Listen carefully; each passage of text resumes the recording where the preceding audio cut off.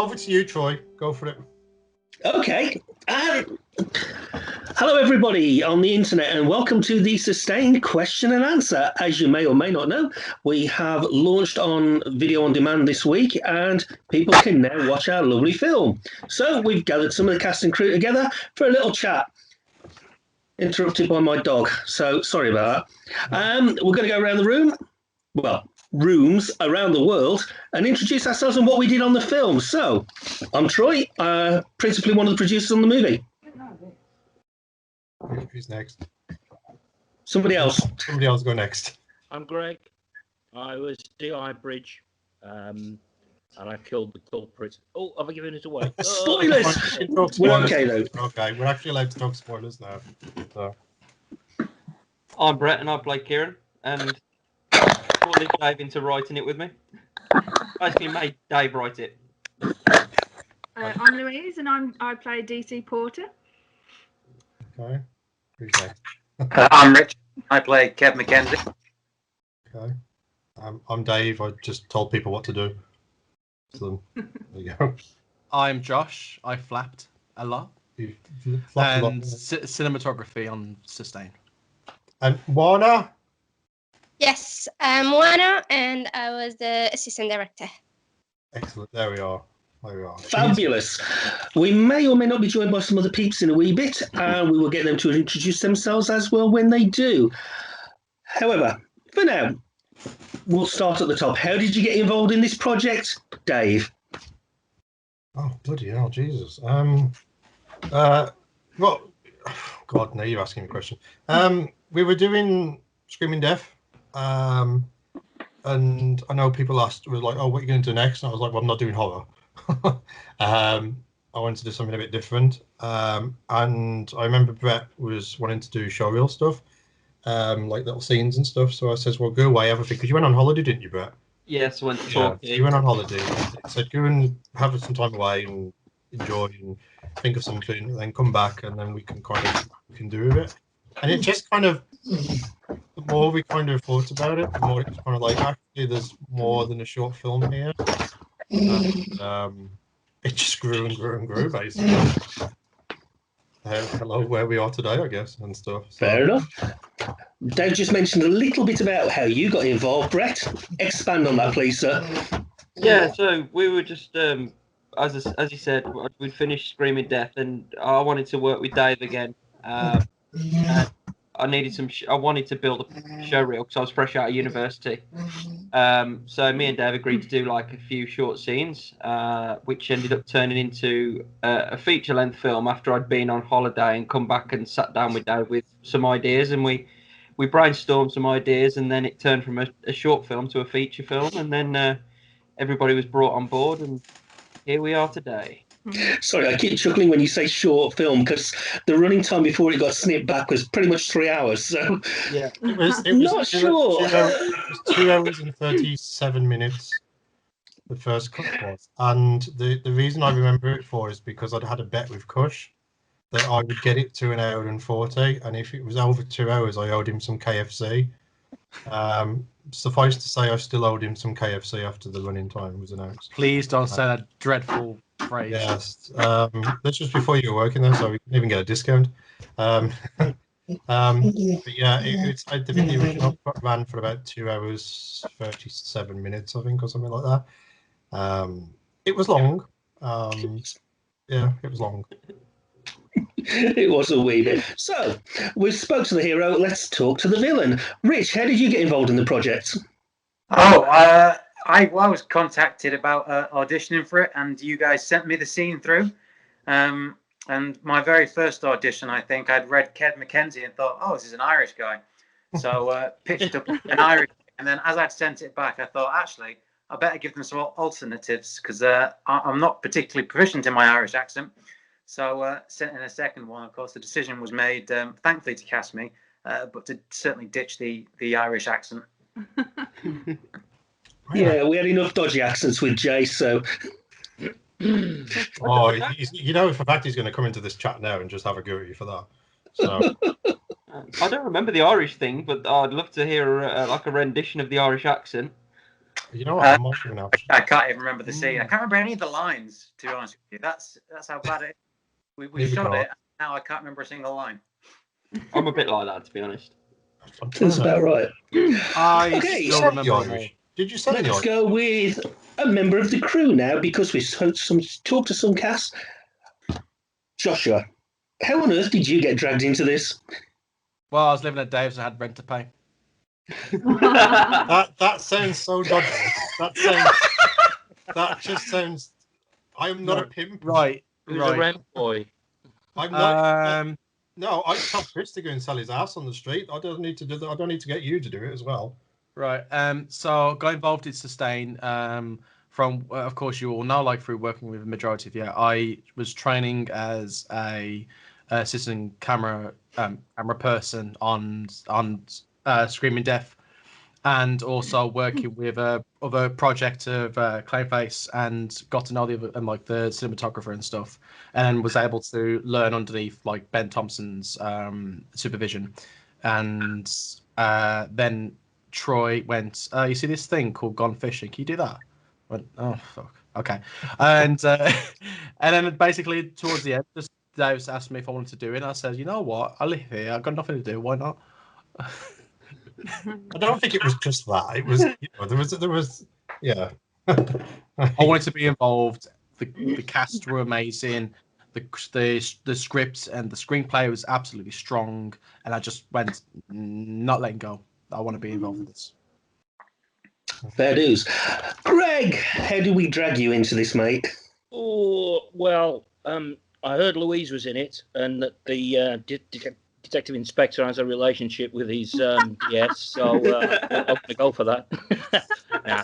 I can't remember that scene. Where did that scene come from? I spent 30 odd years treading the boards in theatre, playing character parts, mainly in musicals, and I met Brett and Louise in 2013, I think it was, Brett, or 2014. Crazy for You, Litchfield's Garrett. So we've been, not many people know this, but both Louise and Brett are fantastic singers, and Brett, wonderful dancer. Sorry, Louise is a wonderful dancer. You're not wrong. I was nodding at that then and thinking, hang on a minute, I've seen them on stage. Oh, that whole fight scene at the end could have been choreographed. The show we were doing at the Garrick, but Brett just, I don't know, took me aside one night and said, I'm making a film. Do you fancy having a bash? And I said, well, yeah, okay. And that was it, really. So it was Brett, really, asked me to go along and have a read through at Dave's, and it just went from there, basically. That was in this very room that I'm in now as well, which is considerably different to what it was back then. No mannequins on one, so. Cool. So, Louise, you just got name dropped. How did you get involved, other than the fella sitting next to you? Yeah, well, obviously, I'm his partner. I did initially want to get involved in House of Screaming Death, actually. I think I was too late to the... I think I'd read through the audition, the parts and that, and for some reason I couldn't make an audition, so I missed out there. And then obviously I saw how well you guys worked on House of Screaming Death, and I thought, right, I want to go at this. But yeah, and then obviously being with you helped, so yeah, I really enjoyed it. Pushed it along. Fabulous. And Juana, we can't see you, but we can hear you, so how did you get involved in this? I was actually very lucky because I found your message on Facebook somehow. I can't exactly remember how. I don't know on what groups I was going for, but I saw your message and I remember it was late night and I messaged you directly asking if I can be a part of it. And other than a lot of enthusiasm, I don't know if at that point I had much to offer or to bring as a CV. I just remember going through it and I don't know, addressing it to like, Mr. Troy, can you please take me on this? And eventually it happened. Yeah, I remember that still. You were both incredibly polite, incredibly enthusiastic, and incredibly insistent on calling me Mr. Troy. To be fair, that didn't last long though. She got on the set and that was it. Just, yeah. Fuck this. Oh boy. Now, we actually shot this just going on 4 years ago. Oh. Ooh. Which I know we were actually shooting the funeral scene a couple of weeks back in February. We were. Which Brett and I did an interview with Jason Forrest recently, and it was that week that we shot those scenes. Yeah, it was So freezing. That's what I remember. it was. We had snow in February. Who knew? I It's still all about remember this February. Yeah. I think there was everybody was, because that was a long day as well. That one was. That was like two locations, and like 4 scenes or something stupid like that. 3 or 4 scenes. I can't do that again today. Not today and stuff. We did the scene at the church, and I can't remember if we headed over to your house to do the wake scene, or if we went into. Did we go into Wolverhampton? And we went straight to Wolverhampton that night as We well. were in Wolverhampton. We went straight to Wolverhampton. Yeah, because as we got cobblestones. Aye. We were on the lovely cobblestones in the sleet. Yes. Matt was. It was a lovely warm night. That I had a cold backside. It's one of my favourite scenes, though. Actually, considering I really liked it and stuff. Like, we got to use a lot of the street lights and everything and stuff. Yeah. Considering we're on a pretty small budget as well. So. Is that your dog making a noise? That's the dog. He wants to go out the door. So I'm going to let the dog out the door, and I'm going to say favourite and least favourite memory, starting with Josh. I love how it's almost like Denison. Favourite. Let's start with least favourite. One is here. Oh, Hello. All the way from Romania. My least favourite moment. Holy crap! I think every single moment where I was referred to as flapping, because I didn't realise, like, I thought, I'm not gonna lie, I was still in university. I thought, oh yeah, cinematography is fine, but then when you go into it, it's like, but I need to manage this and I need to manage this. If I don't do it right, the director's gonna go to me. And he does, and that in my life, I've never ever did that. But the positive that came out of that was like, what my favourite moment. Actually, my favourite moment was Standing on that toilet. Not that toilet. No. It was the moment where we were shooting at Dave's house, and it was where Brett was checking in through that knocking the door. And all this says, knock the door. What do you want? Oh yeah. Oh yes. The The attempt to make me shit myself. That and the slow mo. That slow mo in the store, in the hobby store. Yeah. Yes. Can I throw across now? Greg, favourite or least favourite moment? I'll start with least favourite, I think. It was in Dave's kitchen. I was in a scene with Brett. I don't think it made the final cut for obvious reasons. I'd love to hear back the soundtrack, Dave, if you ever get that. I've got it, don't worry. Shit. Every time I tried to deliver a line, the boom, which was down below around the old groin area, but my stomach, for some reason, was just churning over. And I don't know what. I don't know if it's because I was empty or full, but it was just grind. Well, you know, Dave, you must remember. And I think it took what should have been a 5-minute shoot or shot, took about 40 minutes, I think, in the end, and it got scrapped. So, that in between the laughing. It wasn't scrapped because of your stomach. I promise you that. It was just. I remember it was Karen more than anything. Karen was the one laughing because she was like with the headphones on. Yeah. So she got it very, very clearly. The problem is when Karen laughs, I start laughing because she has like this. It's like an infectious laugh. So when she starts laughing and she looks at me like as if she's gonna laugh, I start laughing. And then it's like a domino effect then and stuff. She's the only person who can do it to me, really, and stuff. Yeah. tummy rumbles, you know, they're involuntary and there's nothing you can do about them. And when you've got them, that's it. You know, you probably just need a good start, but I couldn't do that on set. Most favourite, probably two small ones.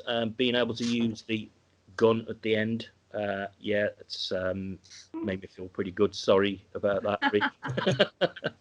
and when I got the last line out, I think it was just after everything we'd gone through over that 3-4 week period, or what was it, 5 weeks, just to get the last line out and know that I'd finished, I was done, it was in the can. That was a great feeling. Yeah, that's cool. That's cool. Mr. Book, same to you. Favourite and least favourite? Well, I think my favourite thing was just the fact it was a proper indie set. You know, there was loads of us living in Dave's house whilst we shot it. So that's in this room as well. Yeah, absolute highlight. You know, you kind of live and breathe it for a real intense period. And that's just awesome because you're just constantly around it. And then I'll probably just give you 2 positives rather than a negative because I don't think there's anything bad about it. Nothing that I didn't enjoy. The other thing was the impromptu singing in the pub when we were shooting, of all things, the murder scene.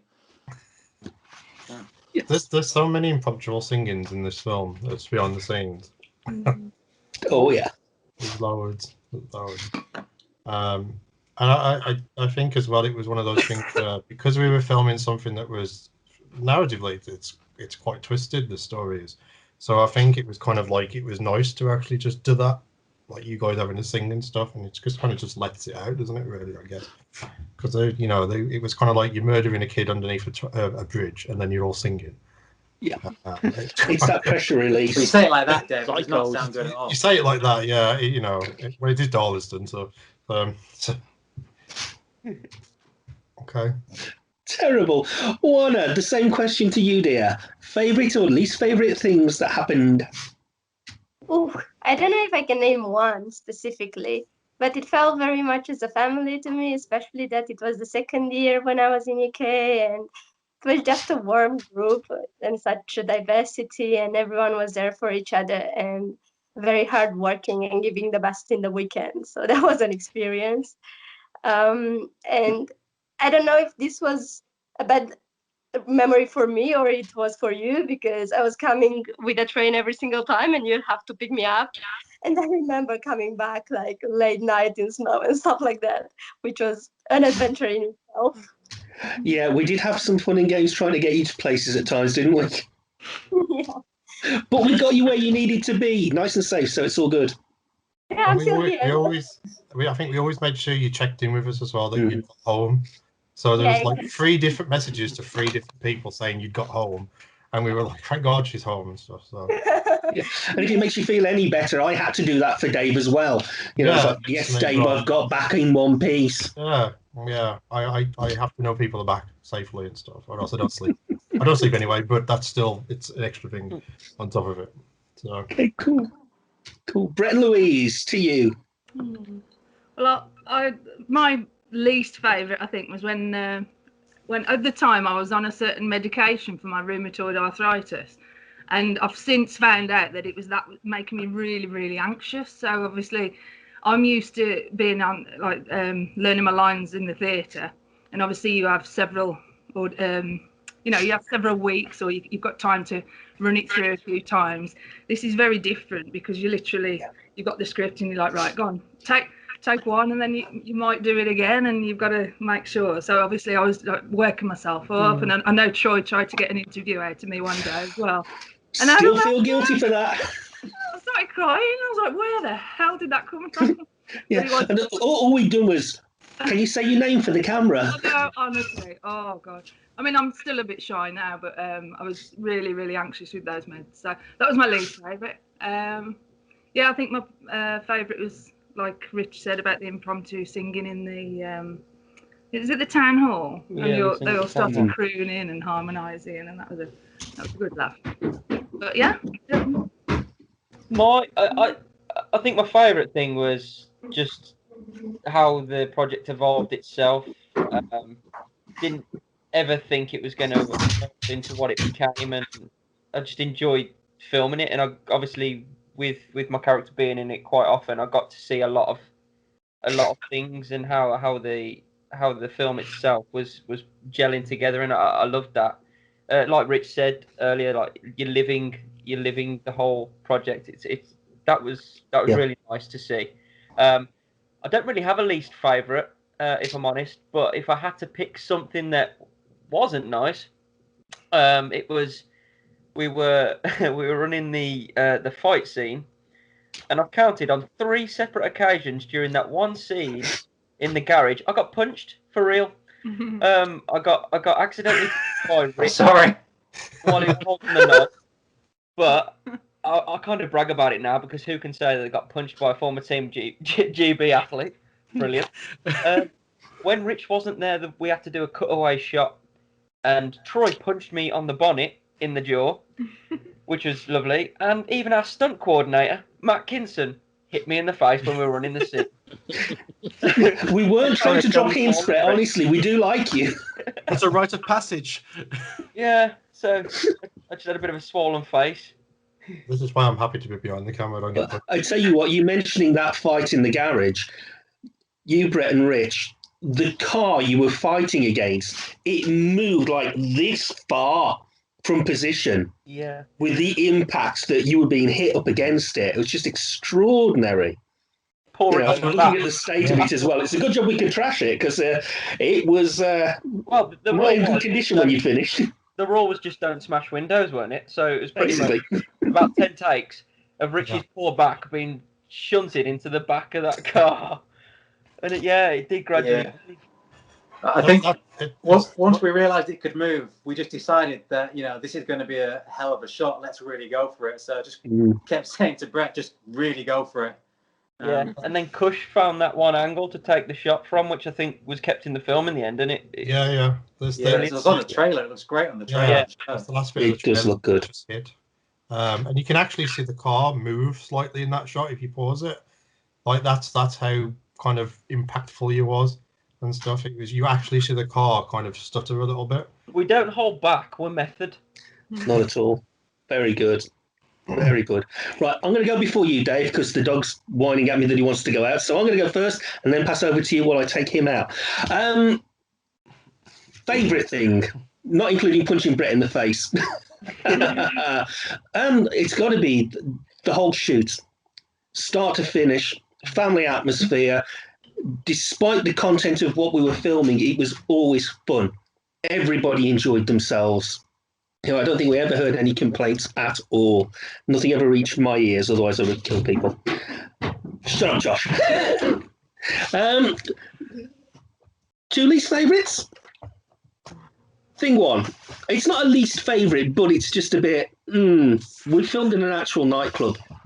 And one of the things we said to the owners was, hey, it's okay. Don't bother cleaning up before we go in. It'll make it look great.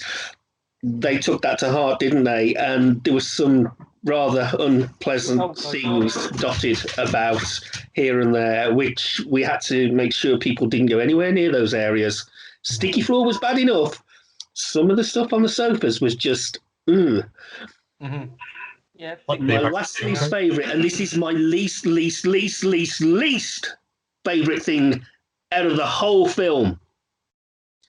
Every day we shot, we finished at a sensible time because someone scheduled it that way. Sensible times, nobody getting late home, sensible finishes.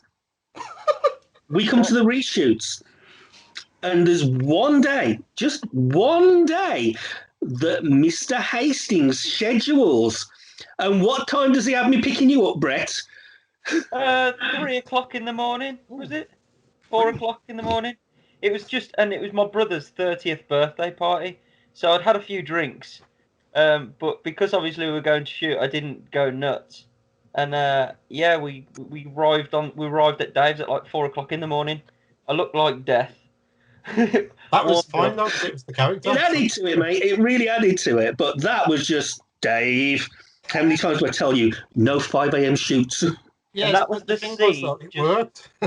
That was the scene just before we go to the garage to do the finale. Yeah, because we'd actually shot it already, but I just looked at it and I was like, this is far too bright. This is not early morning.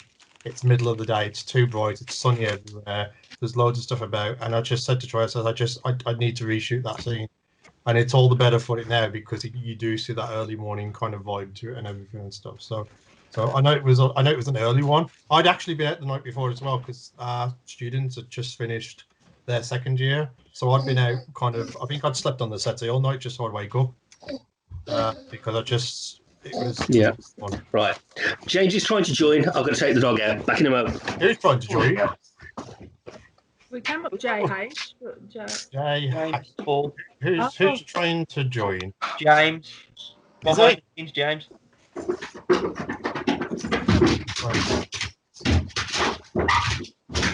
He's met James. Somewhere. There he is. Hey, Hello. James. James. Hello. That's funky. I get a bit jealous when everybody's got these big headphones on and stuff because I just hear any side to go. Hashtag gamer life. Least favourite moment was probably the bloody weather. Oh, yeah. I remember waking up the day we did the funeral scene and stuff. I remember waking up about 5:30 in the morning, and I literally looked out the window and there was snow everywhere, and I just went, "What the?" I remember ringing Troy and just going, "Troy, what the fuck do we do?" And he was like, "Well, hopefully it's not too much and it'll thaw out and stuff." And it actually thawed out as we were shooting that scene. The bloody snow went. So by the time we got to the end of the bloody scene, the snow had pissed off, and we'd kind of like had to use all the close-ups and stuff for the continuity, really.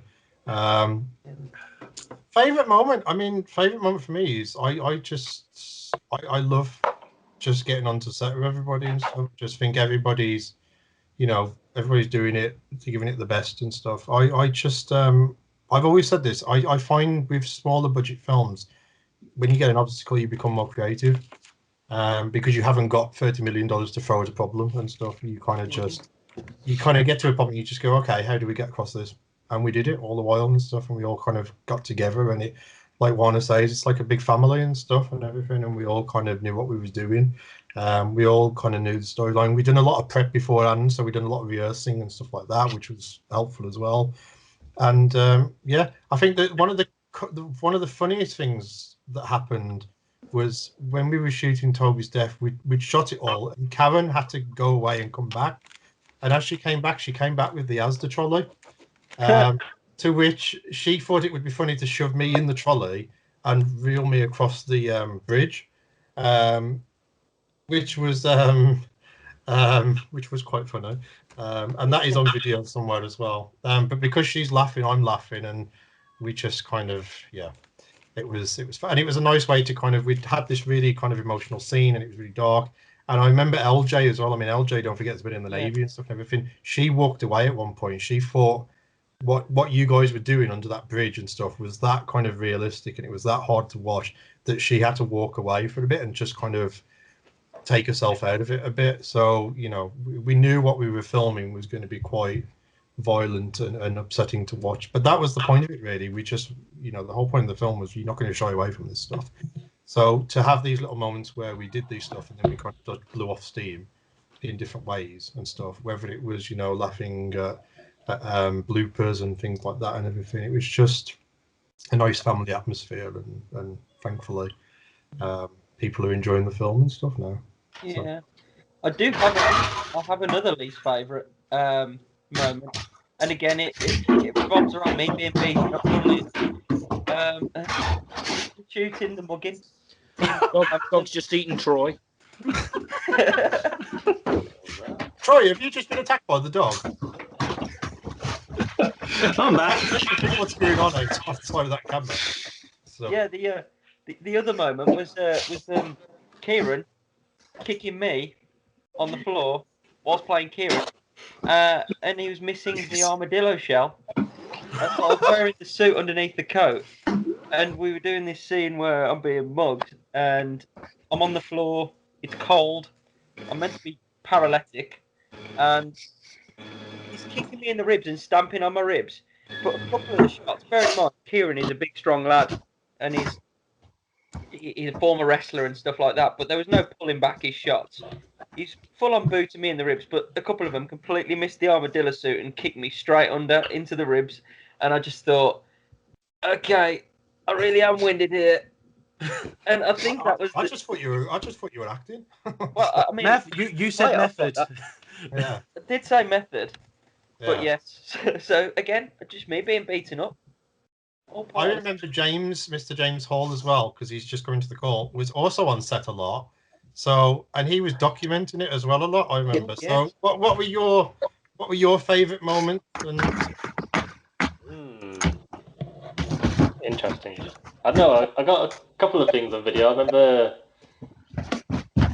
the main fellow over on the right doing a silly little dance in the rain was pretty funny, and things like that, like the silly little moments. Yeah, there's a lot of dancing and stuff going on outside our house, which was always quite funny. The neighbours kept asking about that, you know. But the neighbours have asked all the while and stuff about what was good. Because when you shot that 4 a.m. scene in the morning, I don't know if you noticed, they were up over the road watching us because they were really interested in it. And stuff. They were really interested and like they really supported everything and stuff. Like they love it and stuff like that. So I remember watching. They were up looking through the window in the bathroom. I do remember that. I remember the dancing now. We were shooting the wake, and I was outside, and it was raining, wasn't it?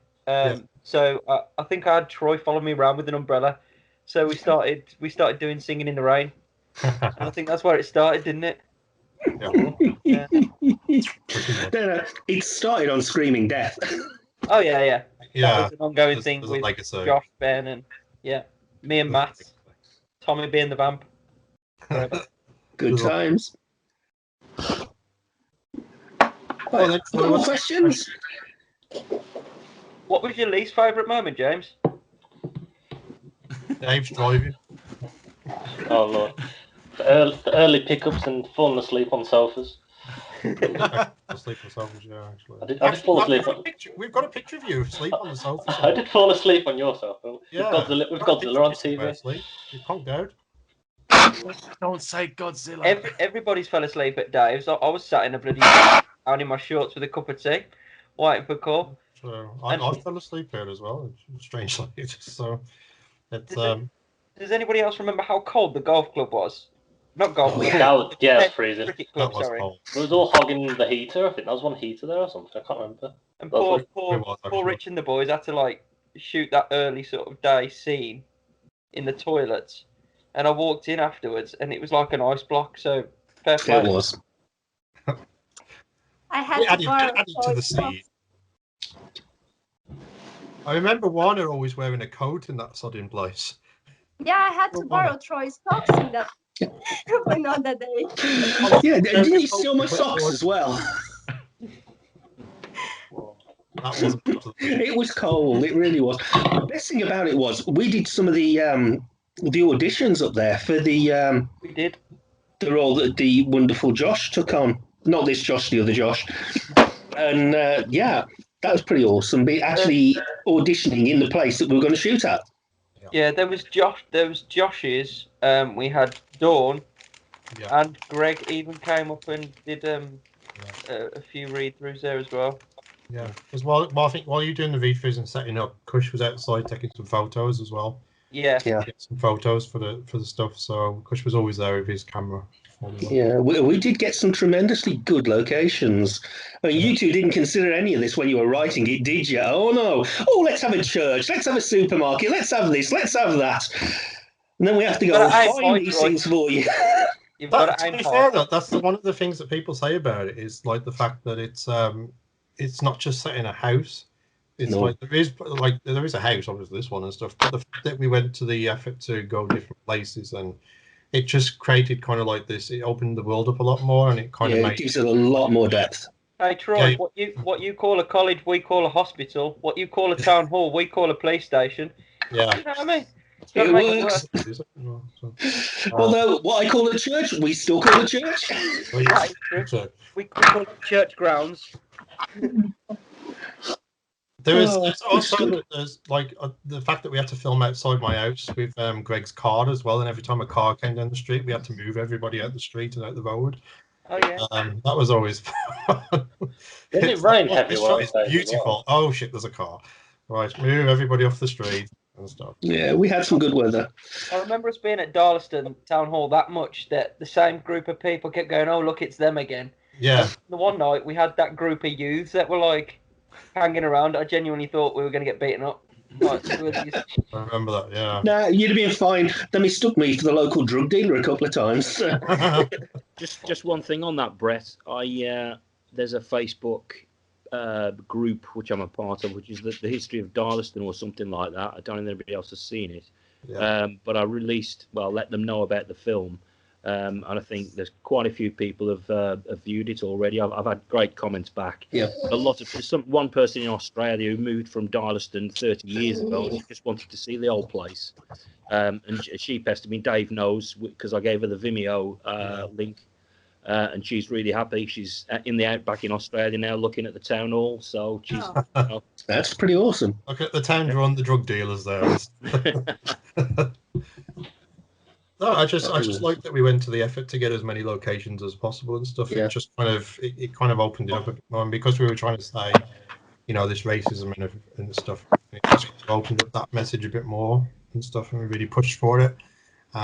Most of the time, we tried to push for locations that were warm, which didn't always help and didn't always work because most of the time it's just sitting down half the time and stuff. So, but I think we did a good job. It's one of the things I like about I rewatched it last week. The whole film and stuff, and just the locations, and going, oh yeah, I forgot we went there. And then we went to the that centre in Wolverhampton to the Jay scene where Rich is with him, and stuff. And we were all there and taking over that place for a couple of hours and stuff like that. And it was just, it was a bitch to drive everywhere and stuff and make sure everybody was there. But once we got there, stuff, and we knew what we were doing, and we had like the place and stuff, it really kind of just made a bit more of an impact on the film and how logistically yeah, I don't know what I'm talking about, so somebody else talk. That's good stuff. Right, we have a question from Adam Carlis. Were there any major complications during shoots? And if yes, how did you get through them? Prayed. I'm not religious, but I prayed. No, I just, oh Christ, that's a load of complications, especially low budget stuff. I think it's just, I don't know, it's like everything, isn't it? Really, like the weather and stuff. We had to kind of just grin and bear. Planes. Yes. Planes, yeah. Yes, there's a lot of people I wish syphilis on in the shoot who would up on a plane. Not the cast and crew. Not cast and crew, no, but the people who were going on holiday, I wished syphilis upon them. Hopefully they didn't get it, but I don't know. What do you think, Troy? You're the producer and stuff. Is there any difficulties you had and stuff? The only major one was there were the occasional couple of headaches of trying to get locations. Some of those were challenging, nightclub, supermarket, which became Wheelspin Models, a church, and so on. So that was a long list of things that Kieran and I had to nail down, basically. We did. Took some doing. Some of it was lastminute.com, but we did it, and happy about that. The weather was against us occasionally. I mean, the one night when we were shooting in Wolverhampton, we got sleet. There was ice. It was horrible, so I pulled the pin on that because we were meant to do another scene, and we called it early. Yeah, we did. Just because there was no way I was putting everybody through that for another few hours. It was just awful. No. But I think that was like the worst point. And the cleanups occasionally before we started shooting, like when we were down in the tunnel in Darlaston, we had to fine tooth comb that and make sure that area was completely safe. Yeah. Really did. So it's a life imitating art a lot down there. Yeah. But yeah, I think the fact that we did meetings every week on the Tuesday night before we shot the weekend, and if we had any last few minute difficulties, we could kind of just have a few days to get them done. Yeah. What about the actors? What difficulties did you find? I think I don't know what you guys think, but it was like the sound. So when we shot in Wolverhampton, like you say, it was very difficult to get the sound balanced correctly there because of one, you had the weather, and not only was it sleeting. It was quite windy as well, like a really cold air. So our dialogue was just getting lost in the weather. So I think the main thing for me, acting wise, was just the making sure that the sound would be okay because of the weather. Yeah. Yeah, that whole scene in Wolverhampton we ADR'd in the end. Yeah. We basically built it from scratch because it was just, there's a few scenes in it where I wish we'd done a bit more ADR, but it was the fact that we just couldn't get people to I mean, for instance, the bit with you and Laura outside my house, I'd love to have done that, but Laura was in America and stuff. So it's just a logistical thing. If we could go back and do it, then great. But it's an indie film. Like I say, we've done our best and stuff with everything, and we did the best we absolutely could with stuff. And I think, to be fair, considering all these things that we have issues with, it's come out really well. To be fair, some of it was a headache, and some of it was a point where we were kind of banging our heads against the wall and stuff. But we overcome stuff, and we just went, okay, well, let's ADR that then. We can get that ADR'd and stuff, and we did, and stuff like that. So, but I think that's why I like that scene so much, is because I know what went into it. We literally stripped the entire audio out of it and just built it from scratch. So we put a city ambience into it, and then we just built the Foley onto it, and then we just matched up your dialogue. Yeah, it was very difficult. Yes, as Josh is doing now, banging his head against the brick wall. It was very difficult to ADR actually, because it's very different when you've got to get yourself back into that same frame of mind that you're in that night. And because obviously with the conditions that we were working in that night, you already it's a completely different mentality to us being in a warm room doing the ADR. So you've got to try and recapture everything you felt that night, and that was the biggest challenge, I think, really. And then James would take over a little bit of work on that as well, wouldn't you, James? ADR, yeah. Yeah, and then he'd also bang his head against the desk wall and stuff. Yeah, that took a while. There's like some bits that are just like really echoey. Like you could tell when you change like audio equipment for certain scenes, and you could balance out some bits really easily. And then when the equipment was changed, you could like not do what you could do with other sounds, and it made it a lot complicated. All that sort of stuff. It was interesting. Like I say, you're always learning stuff with filmmaking and things. But I for what we did and what we had and stuff, I think everybody did a solid job. So, you can't. We haven't got, like I keep saying, if you haven't got $30 million to get a studio. Oh, if only the money I could have thrown at just getting extras.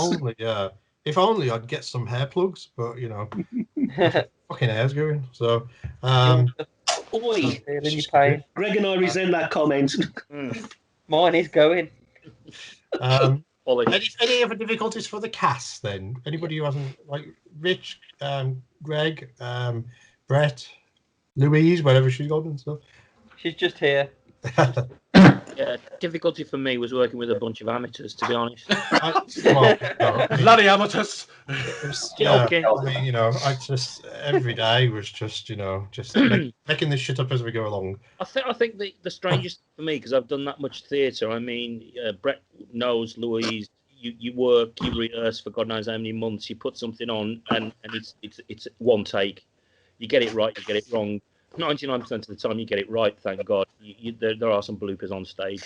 I think I was a little more relaxed when I learned the lines and I thought I knew them. When I actually got into a scene, a situation, how easy it was for your mind to just wander and not fully concentrate, because you knew there might be another take, or there might be another 2 takes or 3 takes. And I think that's me speaking as an actor. That's a difficulty of working with film. Maybe some of you disagree. I don't know, but I just found the opportunity to do it again overtook the need to get it right first time, and I felt a little guilty about that. Because when you're working on stage, you get it right first time if you can. So that was probably something that was disadvantageous to me during the shooting. Put something on. Yeah. The other thing is, when you're in theatre, you can barely see the audience. First couple of rows, maybe little blurs. The rest, it's just dark. Whereas here, you could see everybody, and all eyes are focused entirely on you, and you were like 10 foot away. That's right, Troy. But also in theatre, there's such a distance between you and the audience. 100 yards maybe in some cases. When you're there with a camera, every little facial expression is seen. It has to be a lot bigger in theatre, but also you react to the audience as well. You know what the audience is enjoying. You haven't got that feedback. There's no feedback. You don't know what the bloody whether you've done anything that totally useless or brilliant. You can't tell until the film actually comes out 3 years after the event, which is amazing, really. Yeah. You guys did such a good job of kind of protecting us. You had quite cushioned as an actor, aren't you? You come on, basically you learn your lines and you do your job, and you can see the director going mental and DOP pulling his hair out. But you're sheltered from it. You're just like, oh, it's all right, guys. You just run some lines for a bit, and then we'll pick it up in a second. So, my hair's still here. Yeah, no, I was. Mine isn't. Thank you very much. No, I think it's to be honest, it's easier being an actor than it is being a filmmaker. You basically have to learn lines and move around a little bit, and the rest of them have to navigate all of these things. So, yeah.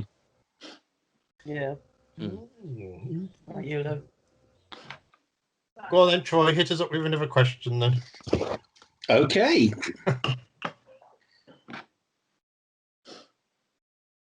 Okay, this one's going to be for the.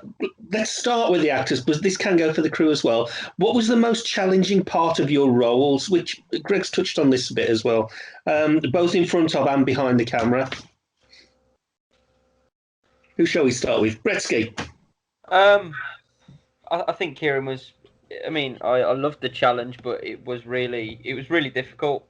We didn't have much time for me and Josh to create this bond for the viewers to really buy into this relationship, that they have this close-knit relationship. So, and really, I hadn't met Josh all that many times, so you have to break the ice immediately, get talking, talk about each other's hobbies and things, and try to find a common ground in order to take it then onto screen so that you've got this relationship. That was quite a challenge in the time that we had, but I would say it was just making sure that my emotions, which changed throughout the film, were just, they came across well. Because I think it's very difficult to do the going from the high like that and then just see my character drop to the bottom. So it was very difficult to sort of find a nice balance going through and making it look presentable in a good way on screen for people. So for me, that was a challenge, but it like, that's nothing in comparison to, like Rich said earlier, the filmmakers who have to get every fine detail like polished and make sure it's present. So really, what I struggle with, that's just, I've got to find a way to do it, and it was a challenge, but I loved it, and yeah, hopefully that shows. Cool. Rich, what did you find challenging, sir? I think other than eating the cheese cobs. Fear, I think. The character Kev scared me. I think what I really mean by that is I was scared of being the character. It's horrible, and I was kind of scared of how that would come across. I was scared of doing too much or being too just too much with it. And so it was kind of it was difficult for me to kind of focus and deal with that. And like Greg said, you don't really know what you've done until it's over at the end. So, and watching it back now, I can see that the fear I had. He's a horrible guy, but you've just got to give in to the character and just be true to them. And if you are playing someone who is that messed up inside, then that's what you've got to do for them. So but it was a real hard thing to kind of wrap my head around and deal with. And it was, as well, before the film came out on Amazon, that was probably one of my biggest fears. Was am I just about to get kind of a whole load of hate for how I portrayed this guy? So yeah. It's a tricky line to walk, because you can go really caricature, or I think you got the controlled level of malevolence just spot on. He's a nasty piece of work, and it comes across. And it's not overblown, it's at times understated. Damn, he's not a nice guy. Very nice work, sir. Yeah. Greg. Well, I've probably just touched on this and things that Brett said too. The fact that it's not in chronological order. You don't start at the start. You don't move on to scene 2, scene 3, scene 4. You walk into a scene that's probably being filmed at the beginning of filming, as you know, and it's nearly at the end of the film. And to understand the character and what the emotion is at that time, you have to read around the edges a lot more than you would if you were learning a musical or something, because you're not following that pattern. And the one thing I will say is that just shows how bloody well written this film is or was, because we were able to pick up the characteristics of the character wherever we were in filming, and then there'd be a gap. So I'd be filming on a Sunday afternoon, and I wouldn't be needed until the following Saturday. So I had to go back, get the costume on again, go back into that character, and move it and make it look as though it was filmed in chronological order. And obviously that's the skill of the production crew as well. So how well it's written, the production of it, that gives us as actors all the clues we need. If it's badly written, it's badly produced, we're fucked basically as actors, because there is no way we're going to pick up those clues. There's no way we're going to get the characters right in a particular scene and make it look as though it's it started on day 1 and it ended on day 100. So yeah, that really probably the most difficult thing for me, having been used to working in theatre for so many years. Yeah, it's tricky. I think also, like when Rich said fear, I mean, in the sense of writing it with Dave, when it was all being cast and everything, and Dave had said to me, "Will you play Kieran?" And I said, "Yeah." It was because I knew what I wanted to do with the character. It was still the challenge was making sure that I develop it correctly, because it's very difficult. I could have just gone on and done whatever. Yeah. But I always, I mean, Dave knows that I fret all the time about it anyway, because I'm sending him messages and things.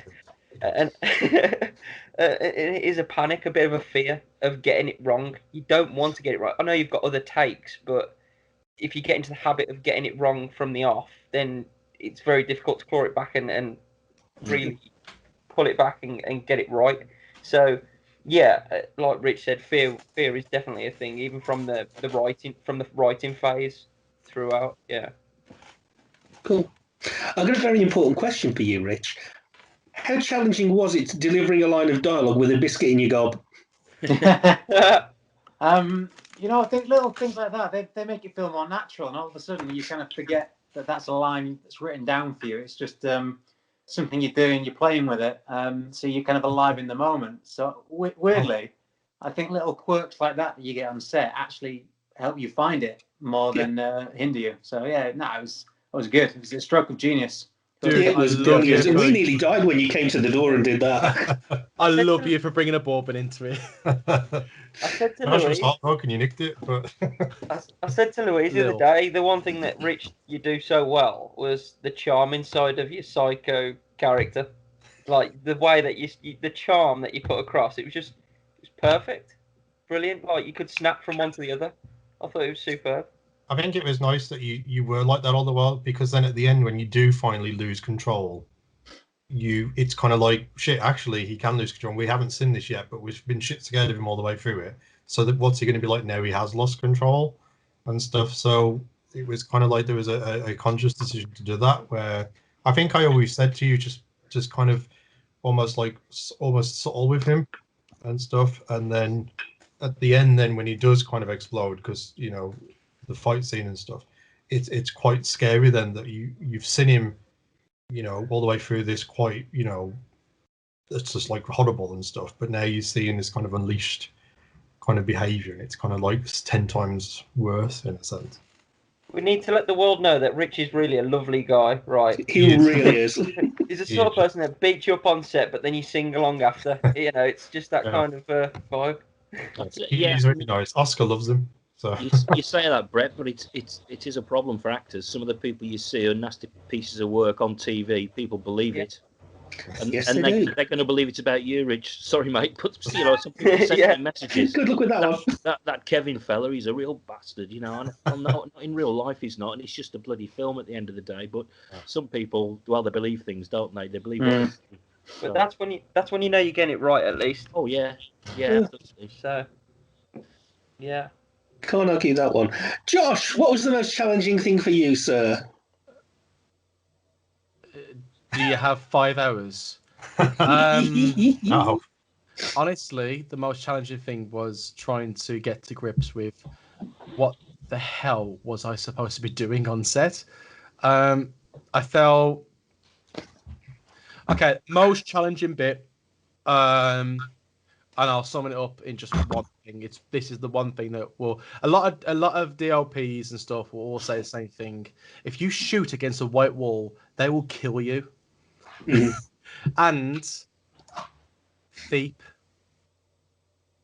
fix it in post.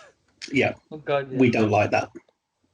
We didn't actually fix a lot of stuff in post. To be fair, it was quite easy this time. Poor Sam. I'm But trying yeah, to think. apart from that, it was it was good. I think the only other challenge was my biggest challenge, actually massive challenge, was being able to talk with you, Dave, because I still have a habit of I'm trying not to go, okay, no, you're wrong, I'm right. I've stopped that. I do have stopped that there. I'm just a little bit of a pain. That's it. But honestly, it's just the relation. It's the whole communication side of it. That was the thing for me. That was it. That's it. It's quite weird. I mean, he was living it at the time, so it was kind of positive in a sense because we could just talk. We could talk about it in the week, and like we'd go through the shot lists and everything like way before. So we both kind of shared the ideas, and so by the time we got onto set, we kind of knew what we were both afterwards and what we could do in that respect. I remember Owana coming up to me afterwards going, oh, we got this shot. I said, no, I don't care. We're doing this. Especially your pair of free shots, your long takes as well, like your long takes. Yeah. The free shots were something. And then remember when we made up that shot using the wide angle lens with both Brett, and so on one shot Brett was on his phone and you had Richard on the other side of the phone. Yeah. But they married very nicely together. Yeah. That was one of my favourite scenes that is in the film. That was just like oh, here's this. What do you think? That looks alright. It just, I don't know. It's nice. It's nice when you don't overthink something and something just comes together quite nicely, non-planned. Because I don't think I planned anything. It's all right. Dave planned everything. Even the cheese cobs. Thank you very much. Subtitle on Troy did it all. Bless. Juana, to you, what was the most challenging thing for you, dear? Be kind. Other than working with Mr. Ginge there. I think adapting for me was quite challenging in the whole sense of the word because, firstly, in that timeline, I was in my second year of university, so this was my first big thing, going out and filming and being part of such a crew. And the role evolved on the filming as well, so I kind of had to expand my knowledge and accept and go just be open to everything and try to make it as good as I could. And sometimes maybe I didn't know how to communicate with Josh or stuff like that, and I had to pick it up on the way. And it was just small things, I guess, because on a personal matter, it was very much nothing was handy for me at that time, if this makes sense. Like I've just finished my first year at university, first time in England, and everything works the other way than the rest of Europe. Like I still can't understand the hot water or like opening the door the other way. And I don't know, things that are just natural to you, but they take time to action them. and it was a lot of adapting in that sense, and I don't know, being very flexible. That's so But cool. you did marvelous though. So Yeah, absolutely. some of us had worked together before, obviously, on other projects. The guys who came on board just slotted in perfectly. It was, as has been said, just a big, sometimes dysfunctional, but a big family. You know, there was a good vibe on set.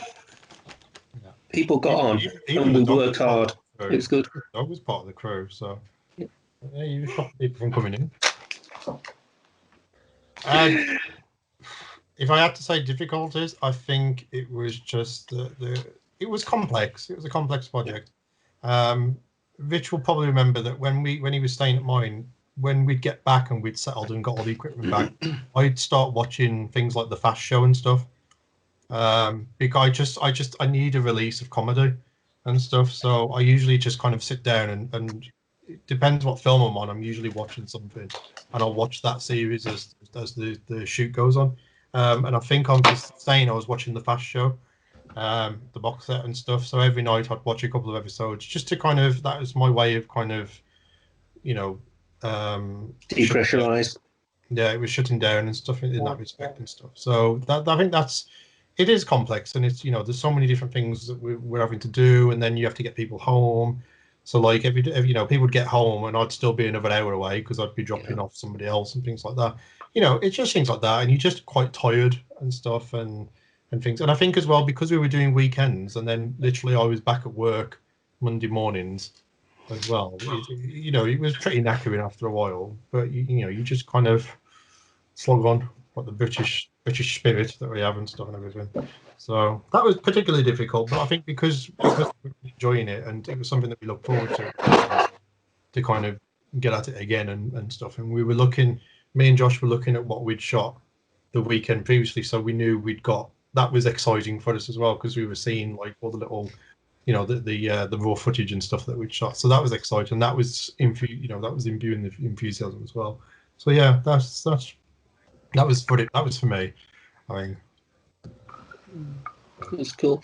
The only one I'll go with is the huge duration from start to finish, because your cast and crew come in and they do their bit, and then they go, whether it's a day, a week, a month, and that's all they do on it. Whereas the writer, producer, director, cinematographer at the front end are working on getting up to the point where you film, and then once you've filmed the main block, then you've got to start on the back end of things. The post-production process, especially on this, has taken quite a while, as you can appreciate. If we got money to chuck at it, it would have gone quicker, but hey-ho. And once you've got that first assembly of the film, you can see what you're missing, what you need to get, what works, what doesn't work, why we have to get up at 3 o'clock in the morning to go and get a shot, which was the right call. It was the right call. So, but I'll never let you forget it. Right the way through to the score, the grading, to getting it ready, getting it out there to various festivals, getting people's feedback on it, and then bringing it up to this point where we're now releasing it to the world and starting to get feedback on it. And I keep hearing nice things. So the feedback has been very good. That's what people tend to forget. We've all got day jobs, so you have to respect the fact it's taken so long, because we're all out earning a living, you know, on top of doing what we love. So, you know, it's just credit to the crew who have been working tirelessly throughout. So thank you. Yeah. Good bunch. Very happy with everybody. I always say it's team effort though, because like we can't edit stuff that you're not in. So you guys, you know, it's a team effort all the while. It's not. Mm-hmm. And if Josh didn't press the button, we wouldn't have the footage. So could you imagine? Could you? This finger's amazing. James, did you have any difficulties, James? I mean, probably the major one was working under a dictator, but you have to. Which one? Yeah, which one? Are you on about Troy? Yeah, of course, Troy. Yeah, not Mr. Hastings. No. Just checking. But I said the difficult part was... I took you to Witherspoon's for lunch. Dictator. It's not like I told you what to eat.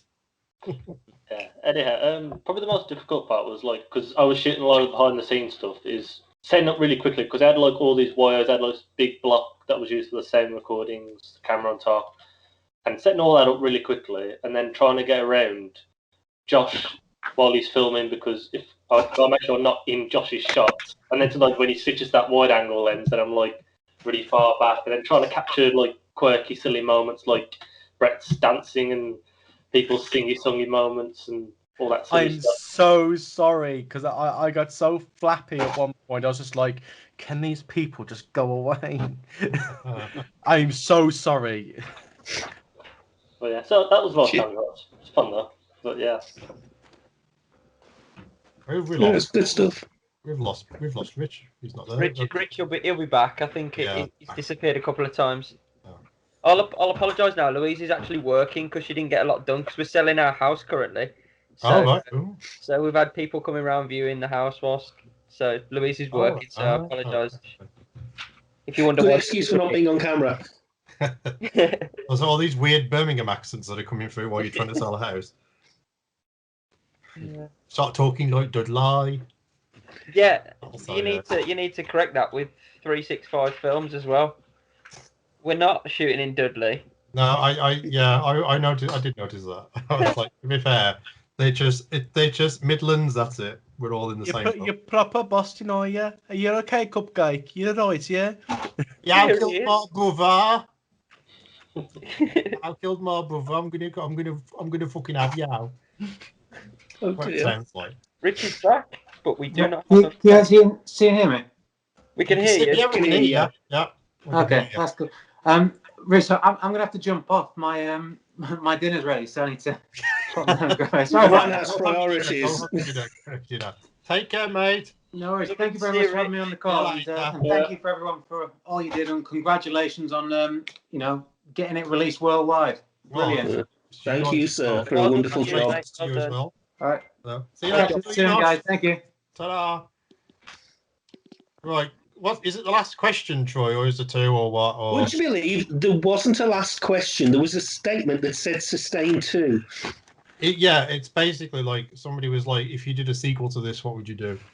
Well, To which it's funny you should I- say that. I replied, I would cry.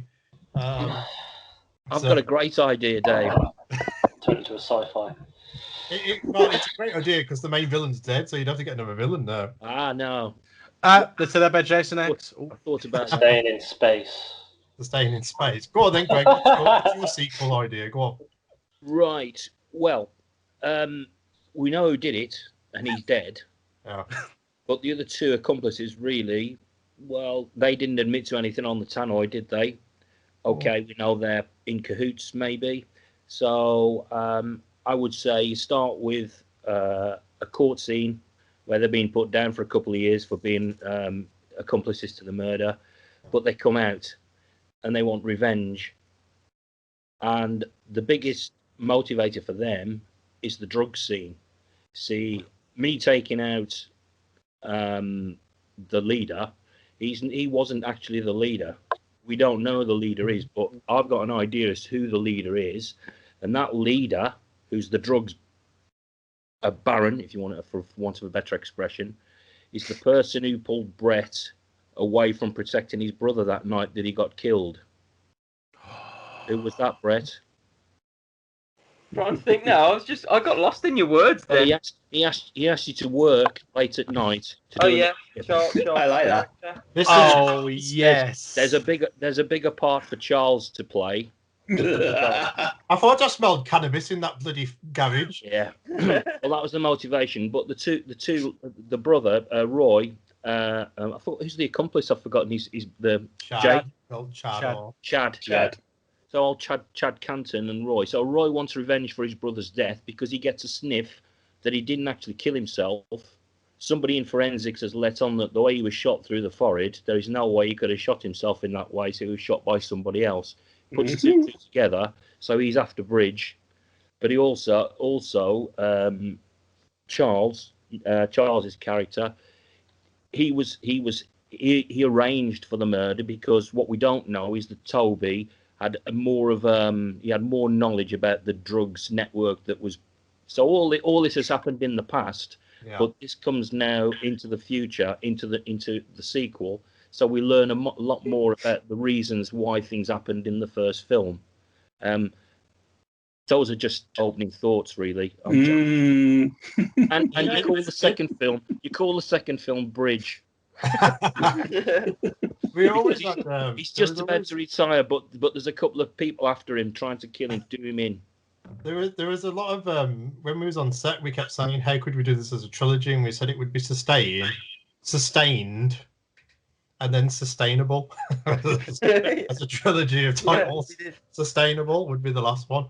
I think if because I'm an evil bastard and stuff with writing and everything, I think if he did do another one, I would actually have the bad guys win. Sorry, Brett.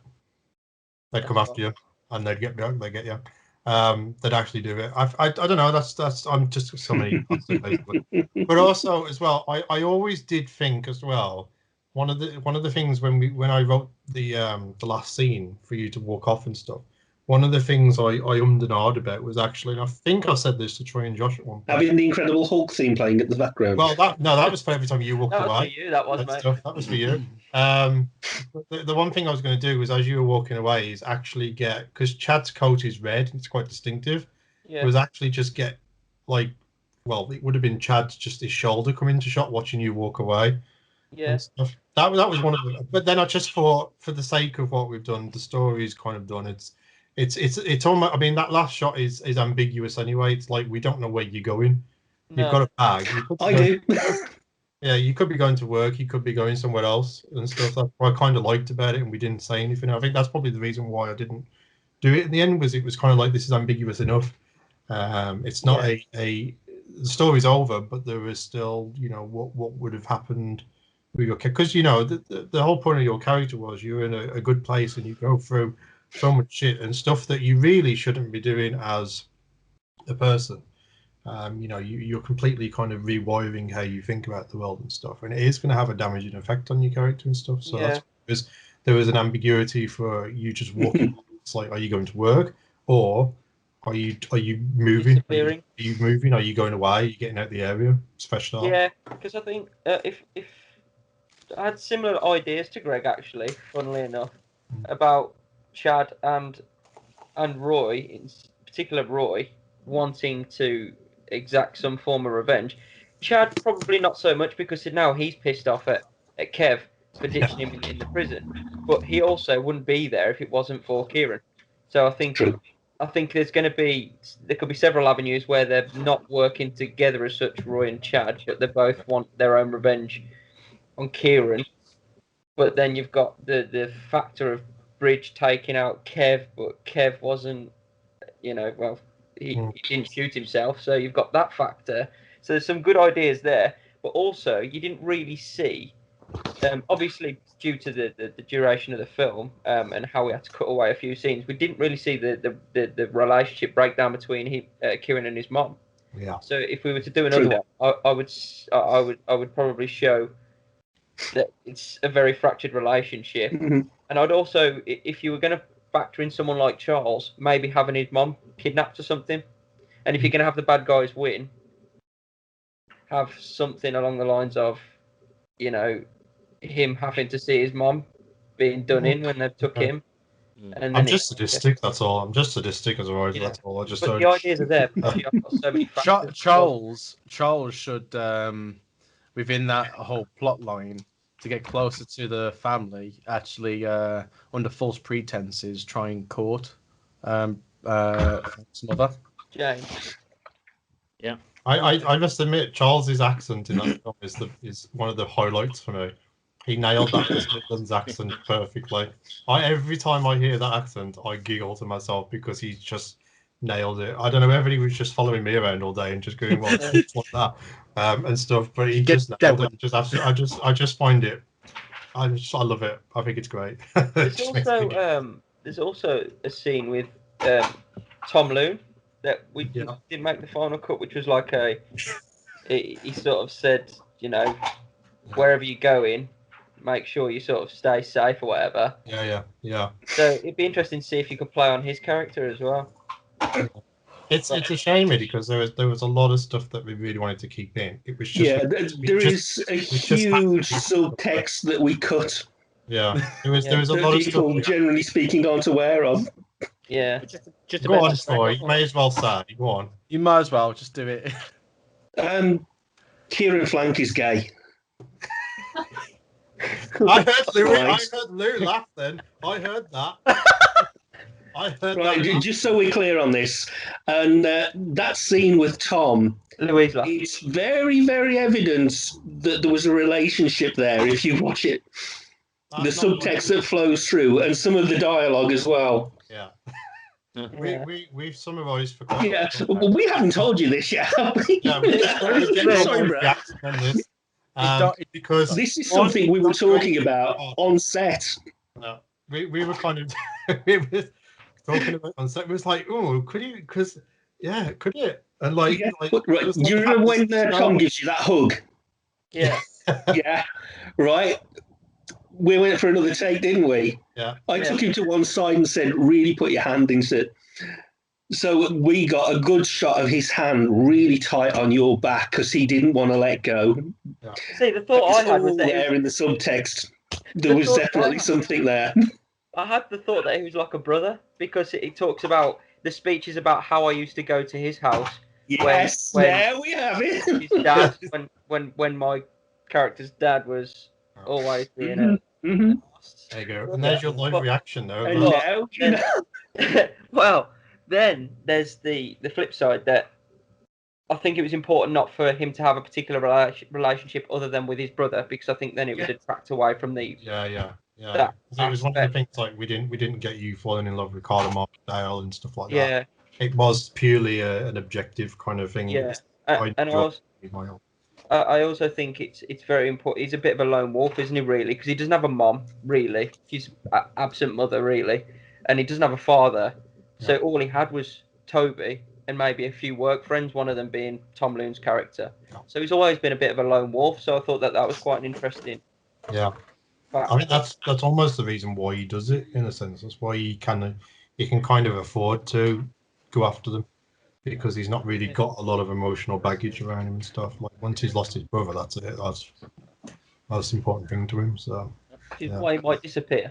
That's why it was important for Charles to get rid of you, get you out of the way, because he knew you'd be keeping an eye on Toby that night. Yeah. Oh, it's like the usual suspects. So it could be a sort of the villains wipe out everybody. They take out Bridge. Yeah. And then how do you do sustainable, the last part of the trilogy? If that happens, it's like the Empire Strikes Back. They have to get like a massive. The bad guys have to win, and then you don't need a sustainable. I think you can completely wipe it out, can't you? Sustainable. Yeah, sounds like an energy. Almost. Supplier. Here's one for you. If Bridge and Kieran do succumb to the drug barons, then you've got the mom who maybe gets the final say, sort of. I could see Dawn shooting a gun. Dawn shooting poor Charles and finally ending it all, you know. Because then she's got no babies. How does she? She's lost her 2 children. How does she then go on? She's also kind of like an alcoholic, isn't she? Yeah, exactly. Charles dying in a West Midlands accent. I can't believe you just shot man. Can't believe that. How could you? Can't believe it. It's the last question, Troy. What is that? Yeah. That was it. Yeah. That was it. What would you guys do though? What would me, Dave, and Greg have said what we would do. What would the rest of you do? I've just said I'm sadistic. I didn't. Yeah. I've just gone on what Greg said, and I literally just formed the entire film in my head. Yeah. Good man. I don't write either. Well, you see, Dawn's last line is, "This is for my babies." Boom. You see, Rich could still be involved because there could be a lot of flashbacks, and you could probably use some of the outtakes from film 1 that could be used in film 2. Stuff that you wanted to use and couldn't use. Yeah. But then you could still see Rich alive. Yeah.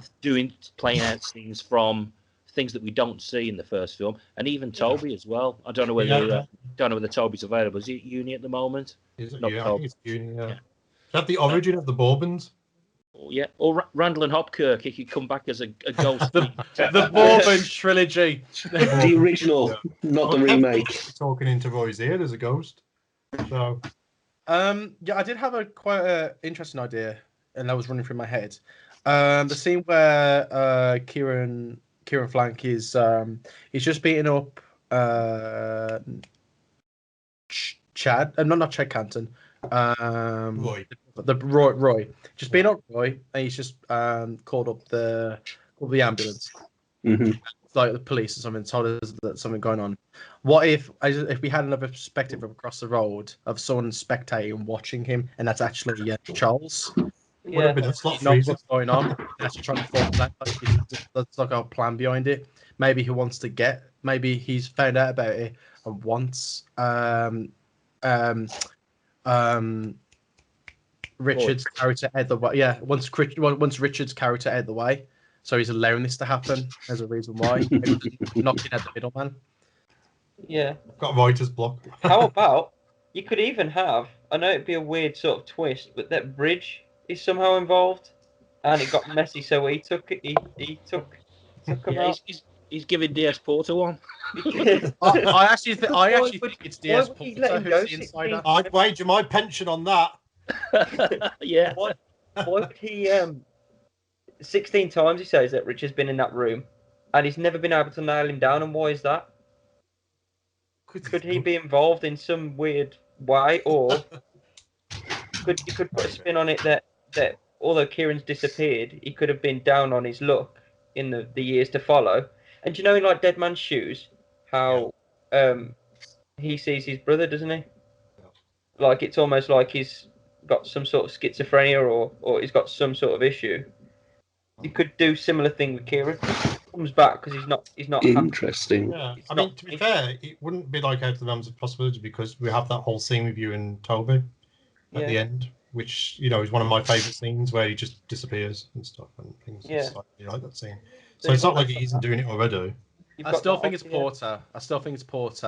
Not Greg's character. I don't think it's Bridge. I do think it's Porter. Maybe because she knows everything that goes on in there, and that's been reported back. And I think that's the reason why he can never get Mackenzie. Maybe. So maybe Porter's the dodgy one. She's involved with the drugs side of it. Don't say that when you're trying to sell a house. I'm waiting for something to come flying in off camera. Yeah. So he's got them drugs yet? But yeah, so I think that would be an interesting take. Maybe he's not. He's been down on his luck in the years that have sort of preceded the film, and he's still at a low where he's probably still struggling psychologically, and that's why he's seeing his brother. He still thinks his brother's somewhat with him, and he's maybe you've got like Toby sort of telling him he needs to go back and sort of end it, kind of thing. Maybe. What about we do one and have 3 different endings, and then get the viewers to vote which ending they want? This is not Godzilla versus King Kong. It's just not. I have a sort of idea for a sequel. I've just seen through James and Josh's face that the idea of 3 alternative endings was sick. I would have the idea that Brett's character would be, because like how Roy's brother's dead now, I would have him come back begging for Brett's help after a drug lord comes after him, because that'd be quite interesting. Because if the drug lord comes after him, he'll know that Brett's character had to do with the brother's death, which involved them as well. Mm. So I'd kind of get them two to kind of work together in a weird Ripples. scenario. Yeah, that'd be interesting, like ripples. And stuff. Yeah. Warner, yeah, I've got an idea, Warner.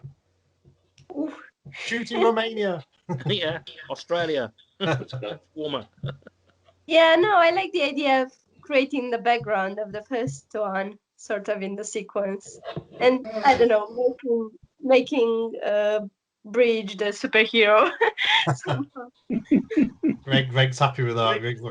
Bridge kind of is the superhero from the first one, because without Bridge being there, I'm dead. So Bridge is already the superhero. So maybe it's I don't know, Halloween scenario. Troy?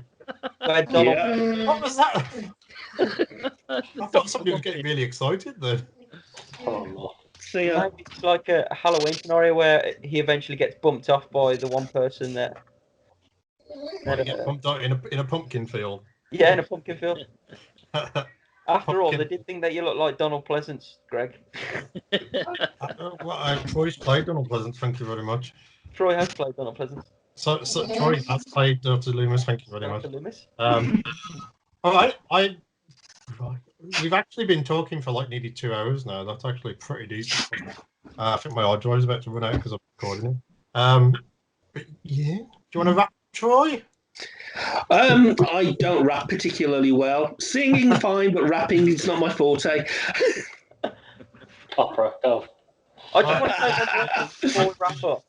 I just hope people have enjoyed the film, and we've talked about spoilers in this one and stuff. And if you haven't seen the film, don't watch this yet. Watch the film first. You telling them at the end, you should have said it at the beginning. Yeah, I should have done that. I'll put it on as a disclaimer. Yeah. But I think the one thing I do want to say before we do wrap up is, and Dave wouldn't let me put this in the article that was in the Express and Star, but I think without you, mate, the film really wouldn't have gone ahead like we wanted it to, because you put in you put in so many hours that I don't even know where you find them all. I know it's because you don't sleep, but it's because I'm a Time Lord. Hey Dave, someone else says the same things I did earlier to you. We don't give yourself enough credit. No. Yeah, exactly. Without you, mate, it wouldn't have gone on. I mean, we wrote the film, and the amount of rewrites and things, that you've done over that time, and then everything else that you have to juggle at the same time. Honestly, hats off to you, buddy. Yeah. There you go. I'm not good at this kind of stuff, so it's as far as I'm concerned, it's a team effort. I can't do this without every single one of you. So so for me, it's like it's a team effort all the while, and that's why I've always, whenever there's kind of any kind of publicity, I push it in your direction and stuff, because you all deserve the credit. You all turned up and you all gave it your all, even though the cheese cobs were always there and stuff and everything, and people hate the cheese cobs and everything. People turned up and gave it the best, and we just had fun. I think that's the thing I'll take from this more than anything, is it's a family and stuff. Yeah. And I loved every minute of it, even the bits where we had obstacles and things like that. I just find that it just makes you more creative. Yeah. And you just get on with it, really, and we did the best we could, and people are enjoying it, thankfully, and that's all I can ever really hope for, really. I'm just glad that people are seeing it and liking it for you guys more than anything. Yeah. That's where my, I'm just glad that people are enjoying it because of you guys more than. So. My dad did say as well. I've got to say this because he'd kill me if I didn't tell you. He said that to thank you all, and it was a fantastic film, and he wants to thank every one of you for it. He's really, really appreciative of the film. But mate, like I say, Dave, you could have, when I came to you and I said, can we shoot this, and we came up with a few ideas, you could have said, yeah, maybe not, and you did. You just went forward with it, and it was all your hard work as well, mate. So it's everybody's hard work. I'm not good with this kind of stuff, so I'm just gonna. He really isn't. I know, but he's got to take a few compliments here and there. Have that instead. Troy, you'll be very happy to hear a certain after a certain visual look at over today of a certain trailer, I've managed to get certain creditations kept on for that certain person who doesn't like attention. No. So I said it's staying. Good, because it's deserved. No, having seen the trailer, I'm waiting to get my hands on the graded version. So yes, that's done. It's done. But yeah, thank you very much, everybody. And thank you. Corona's been in the way a lot and stuff and everything. We would have got a lot of stuff done soon and everything, but we are planning to do some commentary tracks for the film at some point, whenever we're all actually allowed to be next to each other and stuff. So what we're going to do is we're going to have two of them where we have like a lot of you cast members in, just having a laugh, having watching the film again and having a bit of fun and remembering stuff. And then we're obviously going to do another one where we talk about the technical side of it and bore you all to shit with that kind of stuff. So once things are better and people are in a safer place and people are in a much healthier place and everything, we'll try and get that sorted and get this Blu-ray sorted out as well and the DVD and stuff. Because I know your dad's after a DVD as well, Brett. So Yeah, it is. Yeah. So we'll try and get that sorted out at some point. Hopefully, the summer if things are better. And we'll just get people down for a few hours on a Saturday over at the college and stuff in the hub and everything, and we'll just record the commentaries and have a laugh there and bring bourbons for Josh, so he's got enough on it to eat for a 2-hour film. And just do that really, yeah, and have a bit of a romantic. I have enough. Bloody hell. Well, that's a lot. Oh yeah, I think his sugar daddy brought him then. I think we need to like have a big like reunion party thing as well when viable that everybody can make, because That'd be cool. It'd be nice to see everybody again. I mean, it's lovely to see the folks that have made it tonight. I ain't seen you for ages. Oh. But yeah. Okay. Well, on that note, ladies, gentlemen, canines, thank you for being here this evening and sharing your time with us. Lovely ladies, gentlemen, non-binds and other peeps watching this, enjoy and check out Sustain. We're on Amazon, we're on Vimeo, we're around. Go look us up. Somewhere, so, yeah. All right. Lovely. Thank you very much. Take care. Take care. Stay safe. See you all. Stay safe. See you all. Bye. Bye. Bye.